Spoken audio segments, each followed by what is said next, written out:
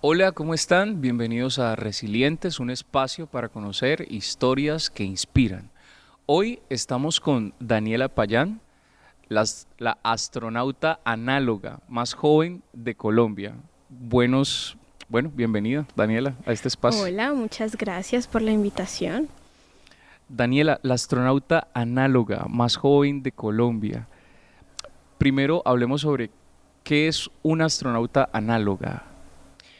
Bueno, la diferencia más concreta entre un astronauta real y un astronauta análogo es que los astronautas análogos tenemos el control de nuestra de nuestro ambiente.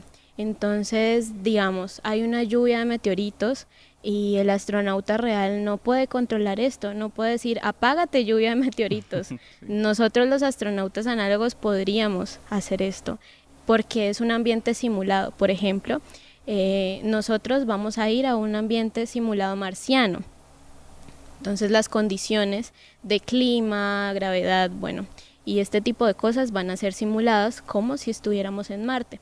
Pero en cualquier momento podríamos salir del hábitat con nuestras precauciones, claro, Ujú. pero tenemos el apoyo de paramédicos, de hecho tenemos un médico en la tripulación, entonces es mucho menos riesgoso que los astronautas reales.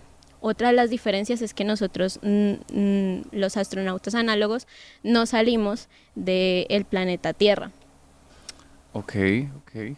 Dani, em, ¿cuántos años tenés? Porque dijimos la astronauta análoga más joven, pero no, la gente no sabe cuántos años tiene Daniela. Tengo 19, pero empezamos lo de astronautas análogos a mis 18 años, porque los cumplí hace poquito. 18 años. Y bueno, ¿en qué momento de tu vida decides irte por el tema de la robótica? Me parece muy interesante contar esos inicios de cómo Daniela llega a ser la astronauta análoga más joven de Colombia. Bueno, yo dejé el arte, el baile, a mis 9 años más o menos, por el nacimiento de mi hermanito. No había alguien que me pudiese seguir llevando a los ensayos. Entonces viví como una vida normal durante 2 años. Después de esto, a los 10 11 años, tomo la decisión que tengo que empezar a trabajar por mi éxito, por mi futuro, por mi historia Vení, a los 10 años. a los 10 años. Tenés 10 años, ¿qué pasó? O sea, ¿qué te hizo de pronto moverte a los 10 años? Porque a los 10 años uno normalmente está pensando, está pensando en jugar, está pensando en las caricaturas, está pensando en algunos, en Free Fire, no sé. Claro, yo amaba las Barbies, yo sí jugaba con Barbies y tenía pues mi infancia juguetona, pero yo veía algunos vídeos motivadores sobre niños emprendedores, niños de éxito, que tenían 15 años y ya tenían una empresa montada o eran los mejores emprendedores del mundo. Yo decía, bueno, o sea, si quiero llegar a eso, tengo que empezar ya. Estoy tarde.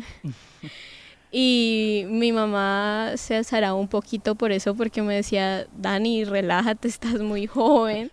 Y bueno, ni siquiera has terminado tu escuela, tu bachiller, para empezar a pensar, no sé, a emprender, por ejemplo, o a crear cosas diferentes que pues a tu edad no se piensa. Yo ahí tomé la decisión de entrar a algo extracurricular, o era volver a baile o empezar a buscar otras cosas que me aportaran a mí como persona, como ser. Ahí llega la robótica a mi vida porque la psicóloga de la Tecnoacademia fue a nuestro colegio a comentarnos que habían algunos cursos y ahí, bueno, nos comentó que estaba biotecnología, nanotecnología, programación, bueno, diferentes disciplinas y yo hice clic cuando dijo robótica. Fue algo majestuoso, yo no podía explicarlo, porque estaba sintiendo muchas cosas cuando ella dijo la palabra robótica. Yo no vengo de familia con referencias académicas, no tengo el tío ingeniero, por ejemplo, entonces yo nunca había tenido un contacto con la robótica o con la ingeniería. Para mí eso era algo extraño. Eso de armar circuitos y bueno, todas esas cosas para mí no estaba dentro de mi realidad. Solamente lo veía como en las películas, los robots que mataban, porque esa es la referencia que tenemos de los robots. Y ya. Y así entra la robótica en tu vida. Claro, entonces bueno, yo le comento a mi mamá, entro a la casa diciéndole, mami, tengo una oportunidad de entrar a estudiar robótica, no tengo ni idea qué es eso, pero me llama la atención. Y yo ¿Cuántos años tenías? 10. 10 años. 10 años. A esos 10 años yo le digo, mami, yo ya voy a tomar mi decisión y si tú no me quieres dejar como sea, me escapo, pero tengo que llegar allá porque esto es una gran oportunidad. Y desde ahí empecé a tener un olfato entrenado para las oportunidades. Como sea, me las rebuscaba para entrar a lo que sentía que eran esas grandes oportunidades. Ahí mi mamá me escuchó y fue como, bueno, Daniela, ¿por qué me está hablando así? Sí, siempre era muy juiciosita, calmadita, pero ese día yo estaba decidida que lo que pasara, yo tenía que terminar estudiando robótica, sin conocer nada de este mundo. O sea, yo entré totalmente desconociendo esto, de qué se trataba, cómo se construía. Yo me inscribí a la Tecnoacademia, pasé algunas pruebas y ahí empecé con mis clases de robótica. Empezaste con las clases de robótica y eso, ¿cómo fueron esas clases? ¿Tus compañeros también tenían 10 años cuando entraste? Fue muy complejo porque solamente éramos 2 chicas. Eran 10, 12 hombres y 2 chicas. Se sentía bien incómodo. Pues imagínate. El profe era hombre, Ok. como es común en los profesores de robótica, de ingeniería. Pero yo por allá vi como una profesora de electrónica después de mucho tiempo. Pero en mis clases de robótica, o bueno, en el 8º piso de la Tecnoacademia está robótica, mecánica y electrónica. Ujú. Entonces ahí era como, ese piso estaba gobernado por los hombres, ¿no? Ok. Habíamos muy pocas chicas en todas las fases y en todas las disciplinas de ese piso. Entonces, claro, desde que llegaba, bueno, yo entré un poco más tarde que mis otros compañeros, tuve que adherirme, ¿no?, a los equipos que ya estaban conformados, que ya se conocían, porque no me habían avisado que ya habían empezado las clases. Si no voy hasta allá y pregunto formalmente, no me mandan carta, correo, nada. Entonces entro, pregunto por Sami, porque lo único que me dijeron cuando entré fue sube al 8º piso por las escaleras porque el ascensor estaba dañado. Y así duró 3 años dañado. 3 años de Y mantenimiento. sí. Entonces me dijeron pregunta por Sami y ya, ahí te dicen. Entonces yo subí con mucha pena a los 10 años, claro, solita, enfrentarme a un mundo que no tenía ni idea. Y bueno, pregunté por Sami, Sami me recibió, me dijo que ya las clases habían empezado, pero que firmara unos formularios ahí y que ya pues me iba acoplando a los equipos. Llegas, te acoplas al equipo, ¿cómo te empieza a ir? ¿Qué empieza a suceder en la vida de Daniela a los 10 años en un instituto de tecnología? ¿Qué empieza a suceder? Empiezo a ganar todo.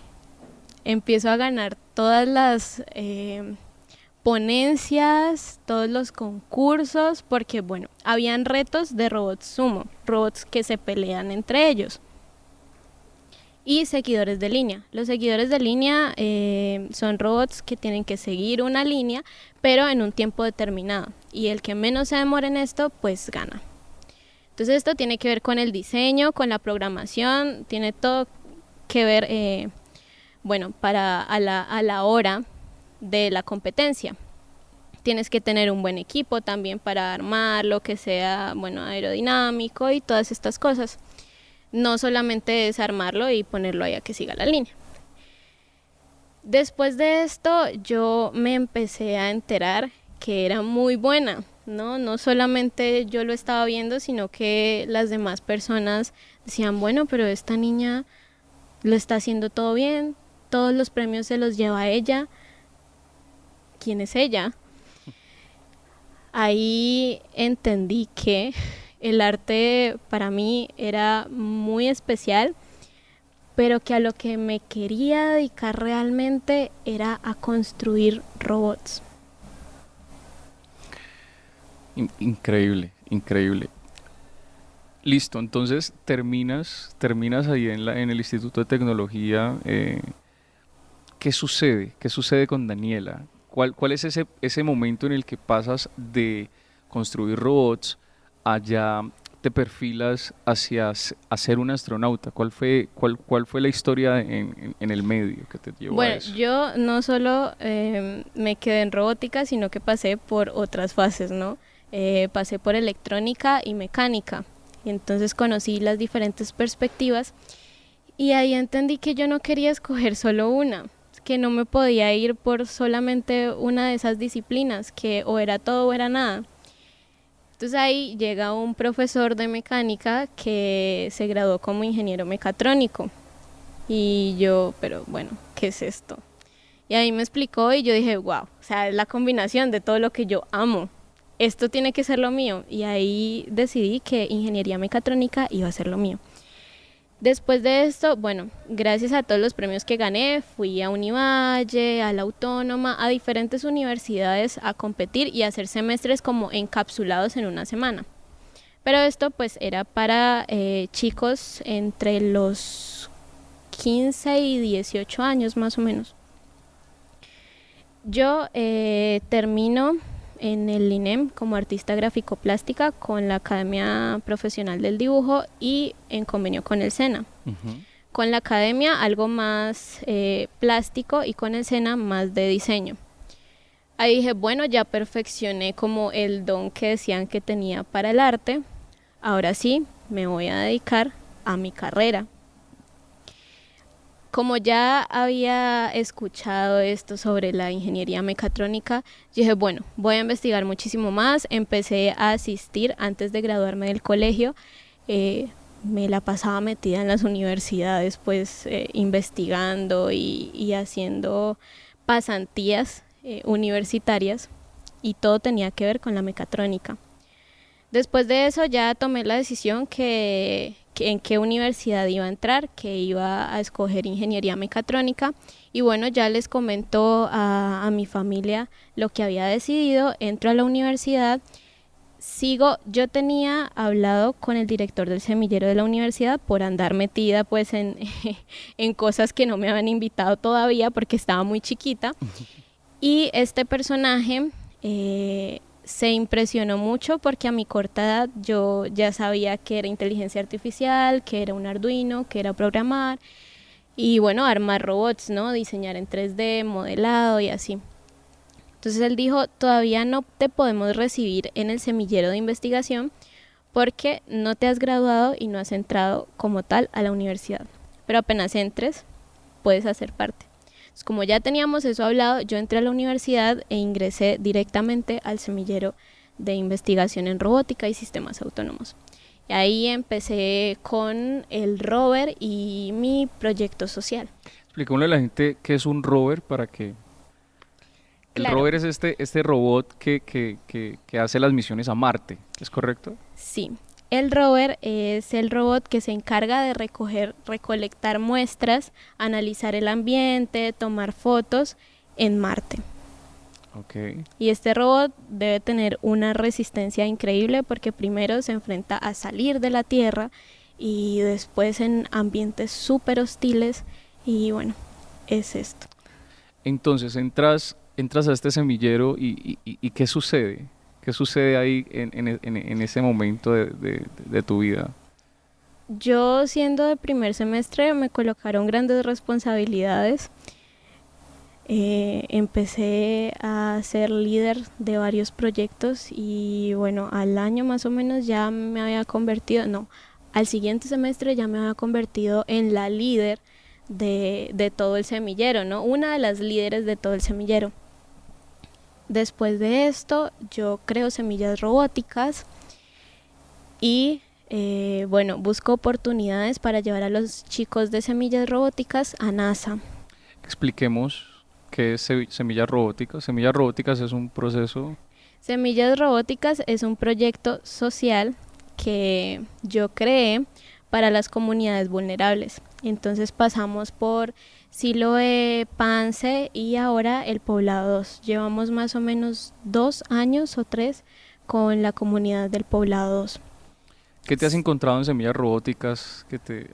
Ahora hablábamos y me comentabas un caso muy especial, de una niña de 18 años, ¿no? ¿No los podrías?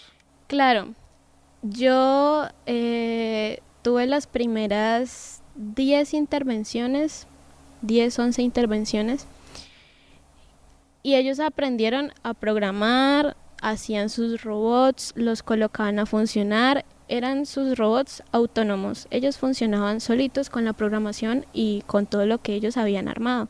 Yo les daba las herramientas para que ellos construyeran todo esto, ¿no? Yo no, poco metía la mano, ¿no? Solamente cuando ellos me llamaban, pero la idea era que ellos dejaran fluir su creatividad.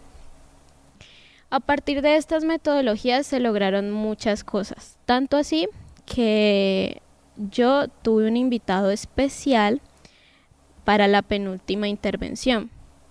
Este invitado especial se llama Francisco Pedrosa y fue el que me ayudó a meterme al semillero cuando nadie más como que creía en mí en estos aspectos, ¿no? Ya muy investigativos y de liderazgo. Entonces para mí era muy importante que esta persona asistiera. Él asistió y él ya había sido profesor de robótica, pero con chicos en colegios privados. Entonces las metodologías eran muy diferentes. Cuando él llega les coloca a escribir la programación de un robot. Cómo funcionaba, cuáles eran los actuadores. Bueno, yo había tenido una interacción con un juego parecido para que ellos entendieran lo que él les iba como a pedir.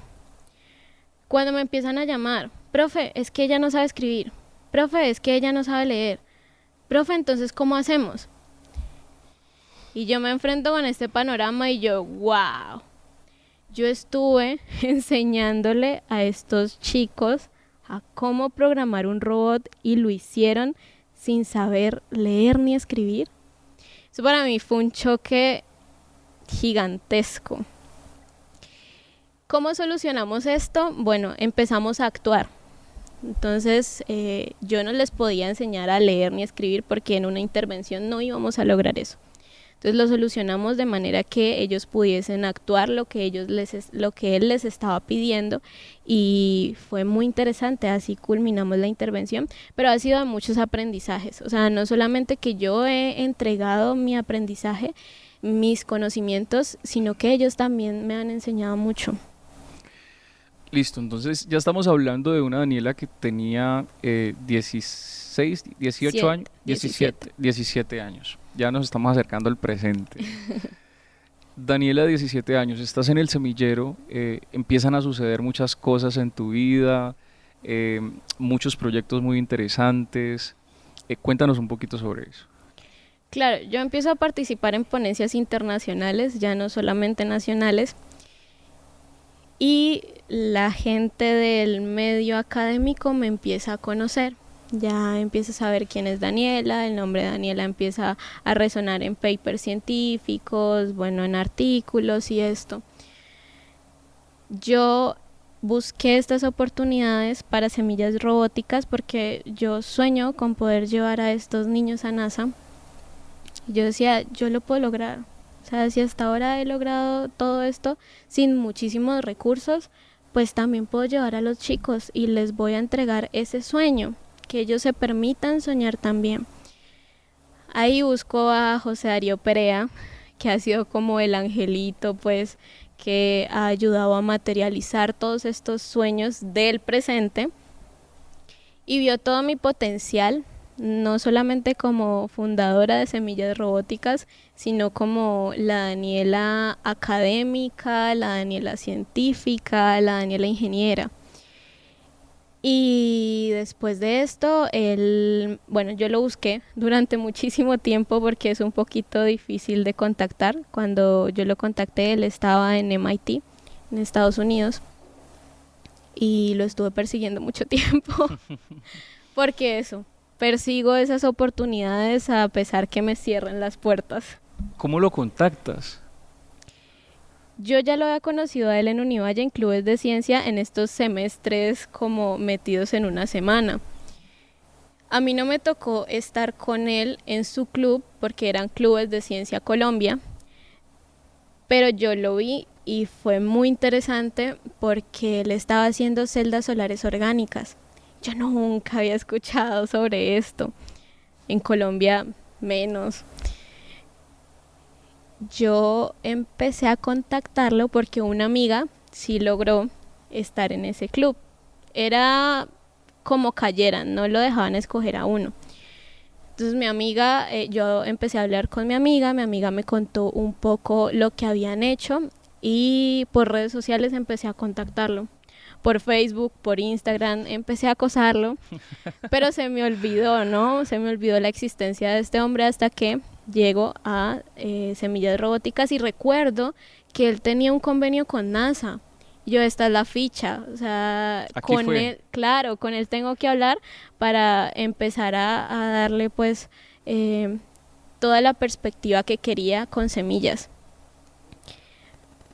Ahí fue un poco complejo retomar como lo de semillas sin NASA, porque NASA ha estado como un poquito complicado con los convenios y estas cosas. Luego él me propone hacer diferentes proyectos. Me entregó un aparato que estaba envuelto como con cinta, bueno, habían cosas caídas, no funcionaba. Pero me dijo, mira, te lo entrego, entiéndelo. Si lo entiendes, me avisas. Y si lo puedes replicar, mejor, me avisas. Y yo, ¿qué es esto? Yo no había estado en el curso de él, no tenía ni idea para qué servía eso. Bueno, llegué a mi casa, lo analicé, lo entendí y dije, bueno, esto no funciona, lo voy a hacer funcionar. Compré las cosas necesarias. Bueno, él me patrocinó mi primer proyecto, que era ese que me había entregado. Siempre los proyectos que yo había tenido que hacer habían sido con rifas, espectáculos, demás. O sea, tenía que conseguirme como fuese el dinero para construir los proyectos de instituciones. Y que al final ellos se quedaban con el mérito.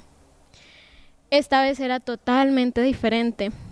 Él había conseguido un sponsor, me dio el dinero para comprar estas cosas, las compré, lo arreglé, le dije, bueno, este ya está funcionando y ya tengo el nuevo diseño mejorado.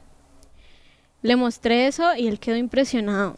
O sea, le mostré todo el esquema circuital y él dijo, wow, esto está increíble porque pues le hice muchas mejoras, ¿no? Y estéticamente luego empecé a diseñarlo a partir de modelado 3D. Lo imprimí y él quedó impactado. Él estaba por esos días en Alemania, le mostró ese proyecto a su jefe, me pidió que le hiciera una presentación, se la hice y su jefe quedó impactado y dijo, ¿quién es esta niña? Necesito conocerla ya, preséntamela ya. Él no me había dicho esto hasta que tuvimos una reunión con el comandante de misiones análogas de la ESA. Yo contacté a esta persona. ¿La ESA es? La Agencia Espacial Europea. Europea. Con la ESA. Y yo contacté a esta persona porque meses atrás había conocido a Mike Hopkins, que es un coronel de las Fuerzas Especiales de Estados Unidos y el astronauta, yo digo que más citado y más mostrado por NASA. Es el astronauta de NASA. Este hombre me motivó muchísimo a empezar con mi círculo, ¿no? Con mi círculo social, a meterme más si quería ser un astronauta. que empezara pues a agrandar mi círculo con estas personas. Yo empecé a mandar solicitudes por LinkedIn, que es una red social para profesionales. Yo tenía ahí, bueno, tengo mi LinkedIn muy bien arreglado con todos mis títulos desde los 10 años. Tengo más o menos 30 del SENA y otros por ahí. Y a ellos les impresionaba esto y yo había hecho como un mini curso con la NASA, pero eso había sido algo virtual por la pandemia, que tampoco pude ir por eso, pero si no hubiese calificado para ir a ver este despegue del primer despegue con NASA y SpaceX. Después de esto empiezan a aceptarme todas las solicitudes de astronautas de NASA y astronautas análogos pues también de la ESA. Y yo, wow, o sea, si puedo hablar con esta persona que tiene tanto recorrido y estamos hablando de igual a igual, que me trató como una persona más, como si fuera como él y no por debajo del hombro o algo así, fue como, lo puedo lograr, puedo hacer esto y puedo hablar con quien yo quiera, puedo tocar las puertas que yo quiera y las voy a abrir. Luego de esto, con el que mejor conecté fue con José David Villanueva, ahora el comandante de nuestra misión. Le pedí una entrevista y me dijo que él iba a pedir su permiso pues en el centro para poder como revelar información. Empecé a contactar la gente que quería saber sobre este tema porque no es un tema que se conozca mucho aquí en Colombia. Y José David estaba interesado en eso, en abrir como un campo y cerrar un poco estas brechas de conocimiento sobre el campo aeroespacial, lo que yo llevaba haciendo mucho tiempo en Semillas Robóticas. Entraron muchas personas y entre esos estaba mi tutor José Darío. Él siempre ha soñado con ser astronauta, pero por temas de visa, por ser colombiano y eso, no se han dado las cosas. Y yo sabía que se iba a motivar muchísimo si algo surgía de ahí.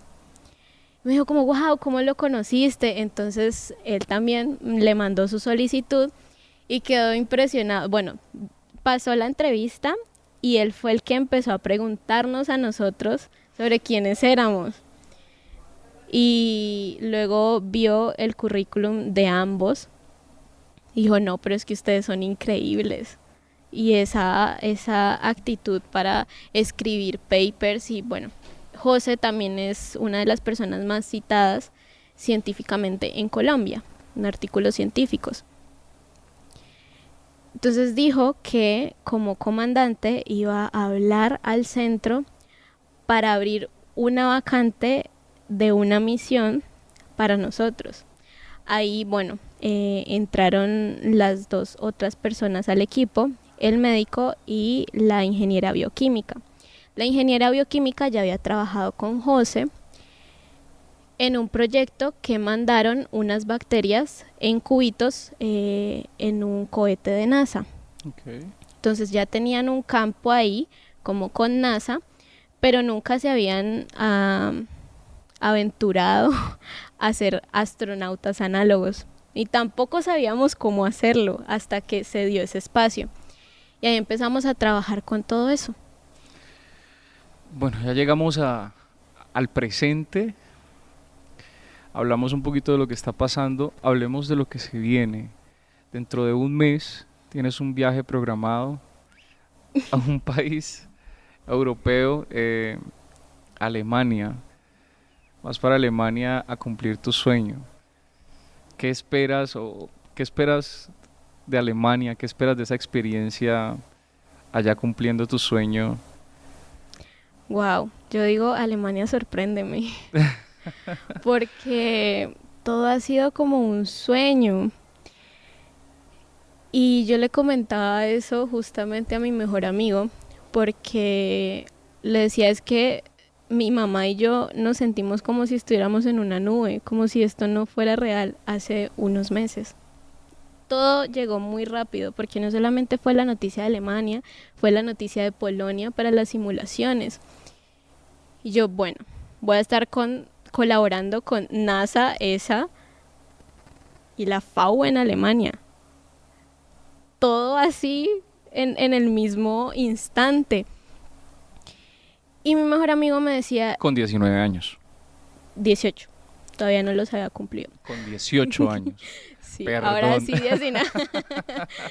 Sí, entonces, bueno, mi mejor amigo me dice, Dani, pero es que es tu mayor sueño y lo estás cumpliendo ahora con tu familia viva, que puede ver todo ese proceso, que pueden estar orgullosos de ti.